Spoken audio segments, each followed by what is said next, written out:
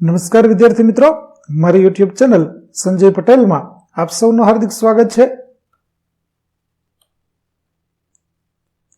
મિત્રો, આજના વિડીયોની અંદર આપણે ધોરણ 9 વિષય છે સામાજિક વિજ્ઞાન, જેનો પાઠ 5મો, જેનું નામ છે ભારત આઝાદી તરફ પ્રયાણ. આ પાઠના સ્વ અધ્યયન પોથીના પ્રશ્નો અને તેના જવાબો વિશે શીખવાના છીએ. વિદ્યાર્થી મિત્રો, જો તમે મારી ચેનલમાં નવા હોય તો મારી ચેનલને જરૂરથી સબસ્ક્રાઇબ કરો. વિડીયો સારો લાગે તો લાઇક કરો, શેર કરો અને બેલ નોટિફિકેશન ઓન કરો, જેથી મારા આગળના નવા વિડીયો પણ આપને મળતા રહે. તેમજ વિદ્યાર્થી મિત્રો, આ વિડીયો છે તે નમૂનાના જવાબો છે. આપ આપની રીતે પણ જવાબો લખી શકો છો. અહીં આપેલા જવાબો છે તે માત્ર સમજ પૂરતા નમૂનાના જવાબો છે. તો વિદ્યાર્થી મિત્રો, આ પાઠની PDF જોવા માટે પ્લે સ્ટોરમાં જઈ અમારી એપ્લિકેશન વિશ્વગુરુ STD 1 થી 12 ગુજરાતી ડાઉનલોડ કરી તમારા મોબાઈલમાં ઇન્સ્ટોલ કરો. જે તમે શરૂ કરશો તો તમને આ પ્રકારે જોવા મળશે, જેમાં સ્વ અધ્યયન પોથીની અંદર ધોરણ બતાવશે, ધોરણ પસંદ કરશો એટલે વિષય બતાવશે, વિષય પસંદ કરશો એટલે પાઠનું નામ બતાવશે. જેમાં તમે વિડીયો ઉપર ક્લિક કરશો તો વિડીયો જોવા મળશે અને PDF ઉપર ક્લિક કરશો તો તમને PDF જોવા મળશે. તો આશા રાખું છું અમારી એપ્લિકેશન આપ સૌને ગમશે. જરૂર ડાઉનલોડ કરજો, જે એકદમ ફ્રી છે. કોઈ પણ પ્રકારના ચાર્જ વગર તમે વિડીયો અને PDF જોઈ શકશો. તો ચાલો મિત્રો, હવે આપણે શરૂ કરીએ પાઠ 5મો. જેમાં પેલું સાયમન કમિશન, તો તેની સામે આવશે C 1927. દાંડી યાત્રા, તેની સામે આવશે E 1930. ગાંધી ઇરવિન સમજૂતી, તેની સામે આવશે A 1931. સુભાષચંદ્ર બોઝનો જન્મ, તેની સામે આવશે B 1897. અને માઉન્ટ બેટન યોજના, તેની સામે આવશે D 1947. ત્યાર પછી નીચેના વિધાનો ખરા છે કે ખોટા તે જણાવો. જેમાં પેલું વિધાન છે તે ખરું આવશે, બીજું વિધાન છે તે ખોટું આવશે, ત્રીજું વિધાન પણ ખોટું આવશે, ચોથું વિધાન છે તે પણ ખોટું આવશે, પાંચમું વિધાન ખરું આવશે, છઠ્ઠું વિધાન છે તે પણ ખરું આવશે અને સાતમું વિધાન છે તે ખોટું આવશે. ત્યાર પછી યોગ્ય વિકલ્પ પસંદ કરી ખાલી જગ્યા પૂરો. જેમાં પેલી ખાલી જગ્યા છે તેમાં આવશે 7.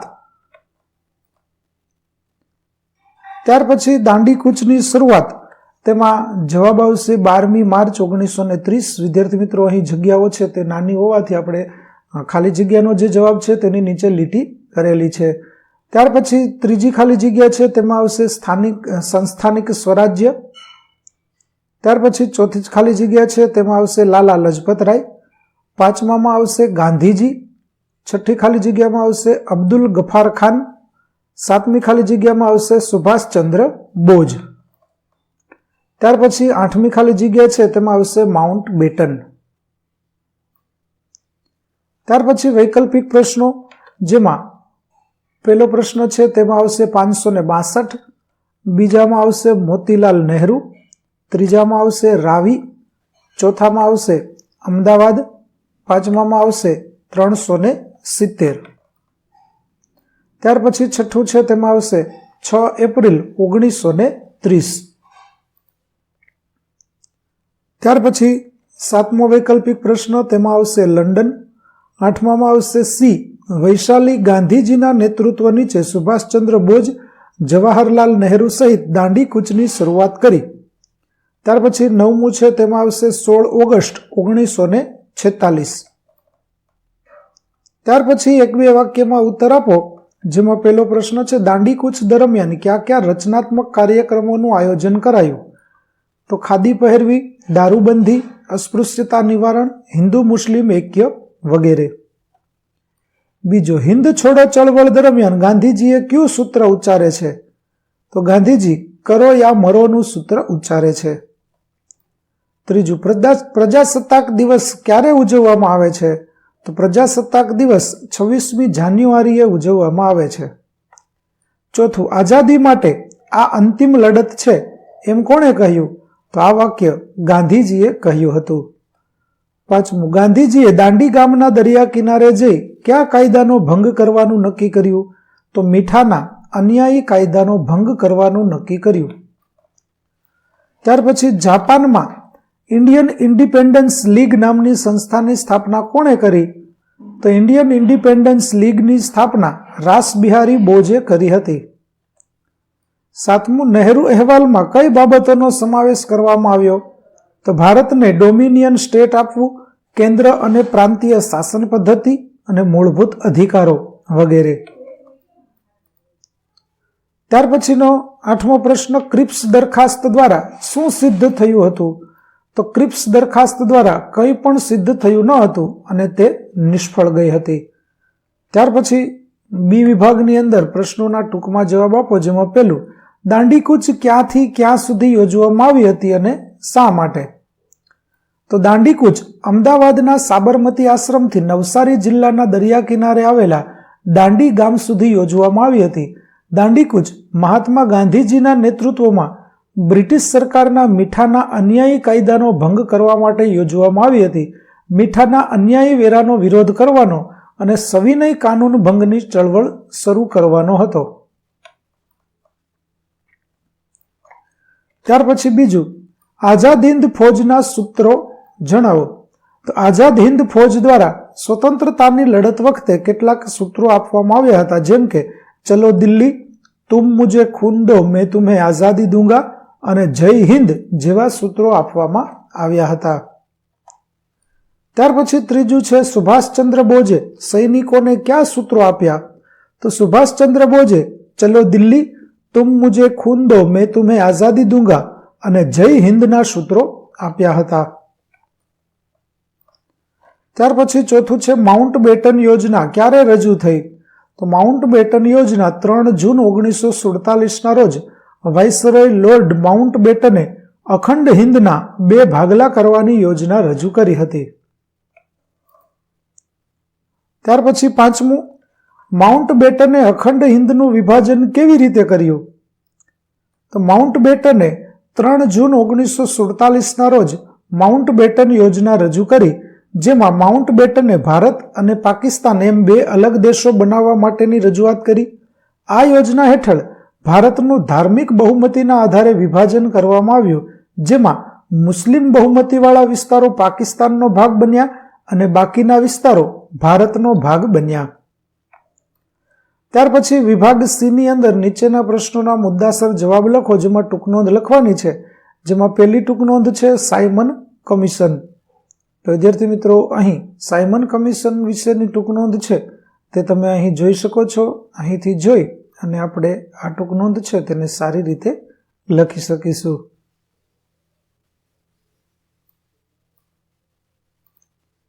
ત્યાર પછી બીજી ટૂંકનોંધ છે પૂર્ણ સ્વરાજની માગણી.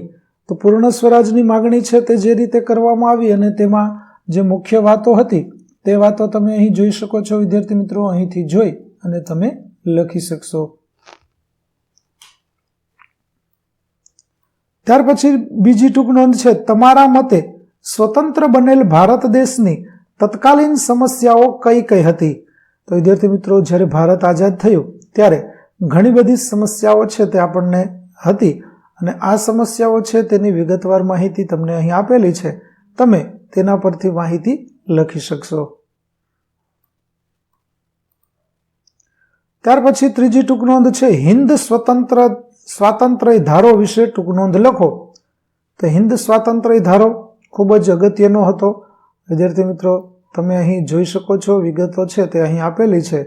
આ પરથી તમે સંપૂર્ણ ટૂંકનોંધ છે તે તમારી રીતે પણ લખી શકો છો.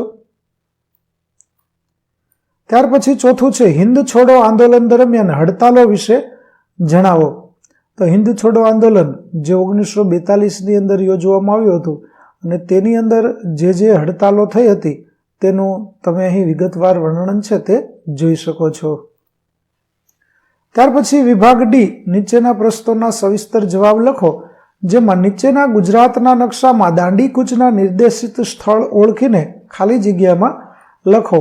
તો વિદ્યાર્થી મિત્રો, અહીં આપણને દાંડી કૂચના જે સ્થળો છે તે તમે અહીં જોઈ શકો છો, જેમાં સાબરમતી આશ્રમ, નડિયાદ, આણંદ, બોરસદ, રાસ, જંબુસર, ભરૂચ, માંગરોળ, સુરત, નવસારી અને દાંડી. તો આ પ્રકારે દરેક શબ્દો છે તે અહીં આપણે લખેલા છે. ત્યાર પછી બીજી ટૂંક પ્રશ્ન છે કે તમારા મતે ભારતને આઝાદી અપાવવા આઝાદ હિન્દ ફૌજે કઈ કામગીરી કરી? તો આઝાદ હિન્દ ફૌજની કામગીરી છે તેની તમે અહીં વિગતવાર માહિતી છે તે જોઈ શકો છો વિદ્યાર્થી મિત્રો. આઝાદ હિન્દ ફૌજ દ્વારા ઘણી બધી રીતે ભારતને આઝાદ કરાવવા માટેના પ્રયત્નો કરવામાં આવ્યા હતા અને તેમાં તેમણે સક્રિય રીતે ખૂબ જ યોગદાન આપ્યું હતું. જેઓ ખાસ કરીને સુભાષચંદ્ર બોઝ છે તેમણે તેમાં ખૂબ મહત્વની ભૂમિકા ભજવી હતી. ત્યાર પછીનો પ્રશ્ન 3 છે હિન્દ છોડો ચળવળ વિશે વિગતે જણાવો. તો અહીં આપણને હિન્દ છોડો ચળવળ વિશે માહિતી છે તે આપવામાં આવેલી છે, જે તમે અહીં જોઈ શકો છો. અલગ અલગ ઘણી બધી માહિતીઓ છે એ અહીં આપણને આપેલી છે.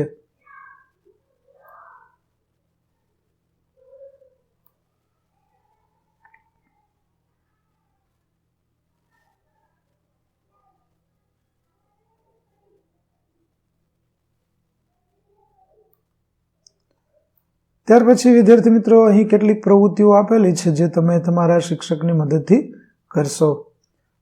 તો વિદ્યાર્થી મિત્રો અહીં આપણો પાઠ 5 ભારત આઝાદી તરફ પ્રયાણના સ્વ અધ્યયન પોથીના પ્રશ્નો અને તેના જવાબો પૂરા થાય છે.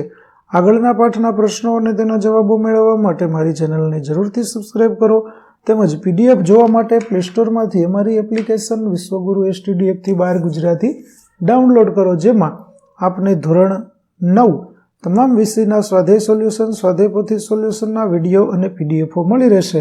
તો આશા રાખો અમારી એપ્લિકેશન પણ આપને ગમશે. જરૂરથી ડાઉનલોડ કરજો, જે એકદમ ફ્રી છે. કોઈ પણ પ્રકારના ચાર્જ વગર તમે વિડીયો અને PDF બધું જોઈ શકશો. તો ફરી મળીશું આપણે નવા વિડીયો સાથે. ત્યાં સુધી આવજો.